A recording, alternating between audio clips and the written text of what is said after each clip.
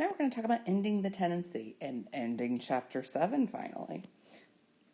To end tenancy, you can end a tenancy in 4 ways. A tenancy can end naturally, it can expire, and the tenant leaves the premise at the end of their lease term. The landlord takes possession, and it happens naturally without an issue. Or a tenant and a landlord can agree to let the tenant out of the lease early, and that is called a surrender.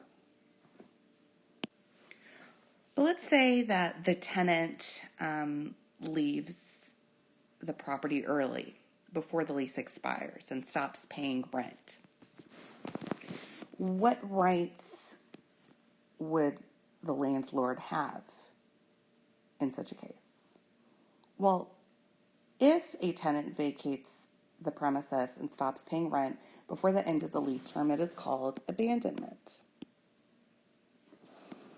And if we have abandonment, which occurs when the leased property is vacated without justification and there is no apparent intent manifested by the tenant that they're going to come back, then it also, at this point, if there's abandonment, there can't be any defense for constructive eviction, right?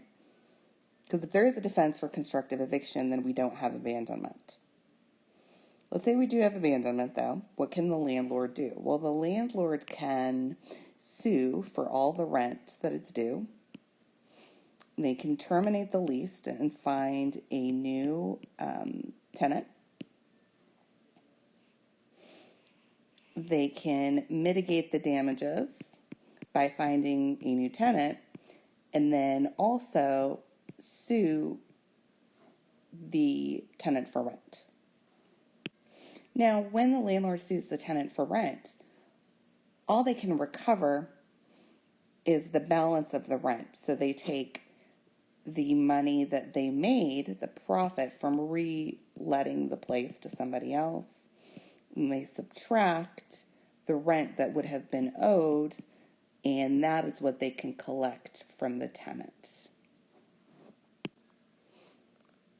What if, instead of abandoning the premises, T just stops paying rent, but they remain on the property? In this case, then the landlord can try to retake the possession through eviction. So first we're going to talk about abandonment in more depth, and then we'll go back to eviction. To explore abandonment, we are going to look at a case out of the Supreme Court of New Jersey called Summer v. Crydell. The facts of the case are James Crydell, who was a student, was about to be married, and based on that, he entered into a 2-year lease for an apartment for him and his future wife. The wedding never happened, and so Crydell never moved in. And Crydell wrote a letter to the landlord explaining to her the situation and asking basically for a surrender. After the lease term had completely expired, the landlord sued Crydell for a full 2 years of rent.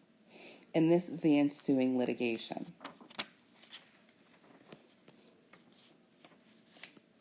Now, at issue at this case was whether a landlord seeking damages from a defaulting tenant had the duty to mitigate damages by making reasonable efforts to relet the apartment. In the facts of the case, the landlord did have somebody who approached her that was interested in reletting the apartment, and they seemed, there was nothing wrong with the tenant applicant. But the landlord, Crydell, decided not to rent, didn't even show the apartment or try to get a new tenant. The court says that there's a split of authority over the question that was presented in the case, and that the majority rule at this time was the traditional rule, which allowed the landlord to choose between three options if somebody abandoned the premises. And that was to leave the premises vacant and to sue the tenant later for the accrued rent. The second option is to treat the abandonment as an implied offer of surrender, then accept the surrender and terminate the lease. Or the third option was to mitigate the damages by reletting the premises on behalf of the tenant. The court decided to move away from the traditional rule in this case and to go with what at that time was the minority rule, which was that the landlord does have an obligation to make a reasonable effort to mitigate damages in such a situation. Now, although at the time of Sumner, the Sumner approach was a minority approach, it is now the majority. So the majority of states now require that after abandonment, the landlord must either terminate the lease and allow for surrender or mitigate the damages. The court also lists some actions the landlord can take to show that they are, quote, reasonably mitigating the damages. They can look to evidence as to whether the landlord offered or showed the apartment to prospective tenants, whether they advertised the vacancy in a paper, or I guess now it would be online.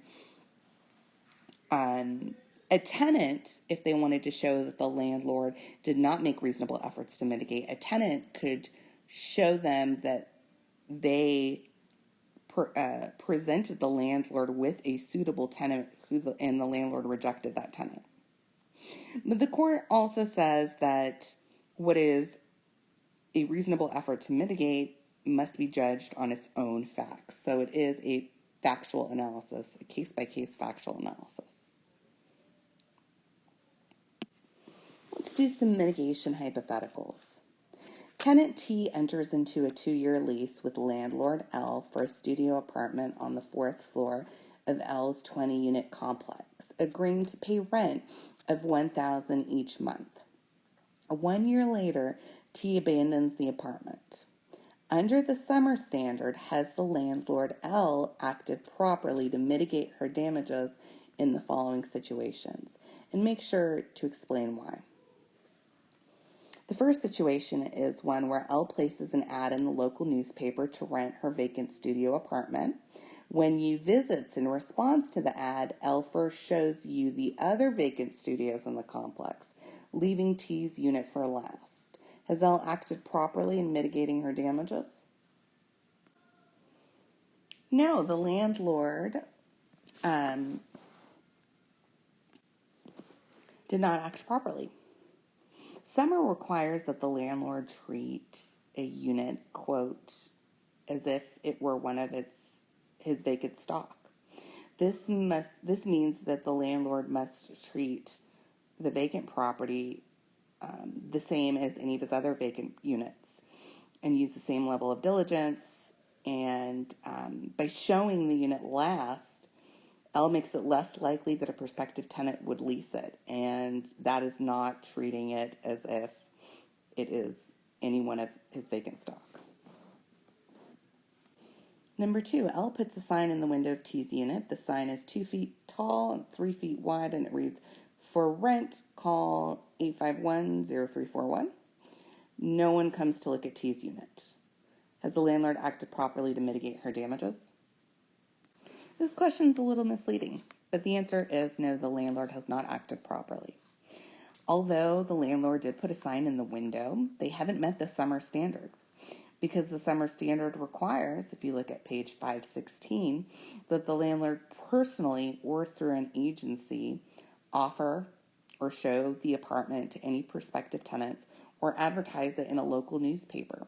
Placing a sign only in the window is insufficient.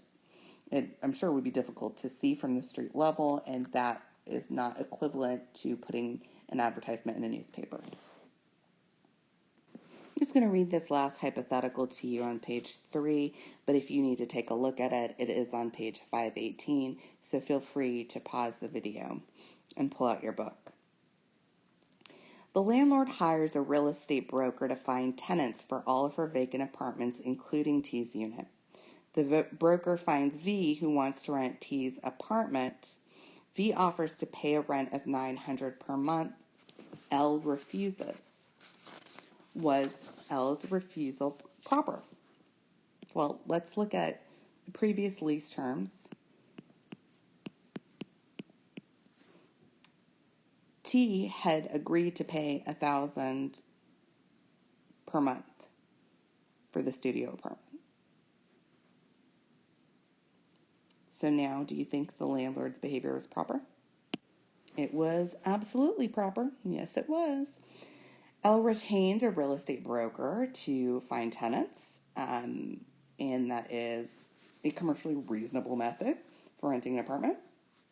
And assuming that the fair rental value of the apartment is still $1,000, then L would not be required to accept V's below the market offer.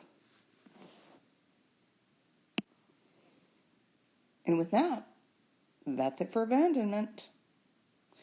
Now we're going to move on to the third way that we can end a tenancy, the fourth way we can end a tenancy, and that is eviction. So traditionally, a landlord was free to terminate a periodic tenancy for any reason or for no reason at all. They had a broad right to exclude, and that allowed them to terminate the periodic tenancy. However, in modern times, landlords may not terminate periodic tenancy for a number of reasons, including, if you might remember, the Fair Housing Act. So a landlord cannot terminate for a discriminatory reason. They also cannot terminate or evict in many jurisdictions if the eviction is a retaliation for the tenant exercising one of their rights. So, for example, you suppose that A rents an apartment on a month-to-month basis from B. A complains to B because there are mice in the house or in the apartment. The landlord decides, rather than to treat the vermin, that they will terminate A's periodic tenancy. They give her proper notice that her lease terminates in 30 days. So A refuses to move. B sues to evict her. A can raise the defense of retaliatory eviction. So, no discrimination, no retaliation. I forgot to put the T over here. Let's try that again. No discrimination, no retaliation. All right. So, we're going to quickly go through Elk Creek Management versus Gilbert. It is a case about the retaliatory eviction defense. Now, I want to emphasize to you that this case is an example of one state's laws on retaliatory eviction, and that state law varies. Retaliatory eviction was often a defense that was created by statute, so you're going to have great variance based on the state. The facts of Elk Creek Management Co. v. Gilbert are as follows. Tenants Gilbert and Stripmater leased an Oregon home on a month-to-month basis, and it was leased through a management company called Elk Creek Management. Just as background, the house that they rented was 100 years old, so it would make sense that there were going to be problems with the premises. The property owner should not have been surprised. So there was a problem with the electrical system, and the tenants complained to the property manager. The property manager sent out an electrician to inspect the house, and the electrician estimated that there would be around $4,000 worth of costs to repair the system. Only a day after the inspection, the management company sent an eviction action, instituted an eviction action on behalf of the owner and asked the tenants to leave. The tenants refused to vacate, so Elk Creek Management filed an eviction suit. The trial court rejected the tenants' retaliatory eviction defense, and they did it because they said the tenant didn't cause any injury to the landlord. So for there to be retaliation, the retaliation means an eye for an eye. So you're poking someone's eye out because they poked your eye out. And in this case, the lower court argued that the tenant didn't cause any injury to the landlord, so that landlord could not have been motivated by retaliation. Anyway, here this Oregon Supreme Court reverses it. So let's start off with a little bit of context. In general, if a tenant is holding a term of years tenancy, they can't be evicted during the lease term unless there has been a material breach of the lease by the tenant.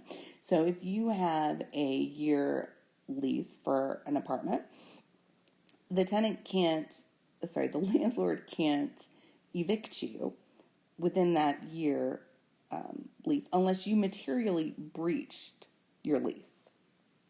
So eviction really can only occur for good cause. What if the landlord refuses to renew a term of year tenancies for no reason? Well, that's kind of similar to an eviction without a cause. Now, the common law approach, or the traditional approach, was that the landlord could evict a periodic tenant, or a tenant at will, or a tenant at sufferance for that matter, for any reason or no reason at all. And the periodic tenant could terminate the lease for any reason or for no reason. Now we know that there are restrictions, right? Federal law prohibits a landlord from evicting a tenant for a discriminatory reason. And this case looks at the second limitation, which is retaliatory eviction. Again, you don't need to focus on the particulars of the statute, nor do you need to focus on the court's reliance or the court's analysis of the literal term of retaliate as an eye for an eye. I think what is important to take away from this case is the circumstances by which a retaliatory eviction defense can arise. And that is primarily when the tenant is asserting their right for an implied warranty of habitability, and the landlord reacts by evicting them instead of fulfilling their duty under that implied right of habitability. And as you can see in this case, the court looks as to how close the eviction was to the tenant's assertion of their right. And by close, I mean time-wise. If it was very near in time, then the court finds that pretty persuasive, as you can see. Again, the scope of protection of the retaliatory eviction defense really differs from state to state. But just know that you know how to spot that it could be a potential defense that can be raised based on the fact pattern that was presented in the case. Okay, aside from the defense of retaliatory eviction, many jurisdictions have specific procedures that have to be followed by landlords in order to evict tenants. And these laws often require posting a notice, giving the tenant a certain number of days to leave the premises or to assert their rights, and can have a number of other requirements that the landlord must abide by. In their procedural requirements, they might need to serve the tenant, etc. So there are procedural protections from eviction, even if it is an eviction for cause. And that, my friends, is it for Chapter 7.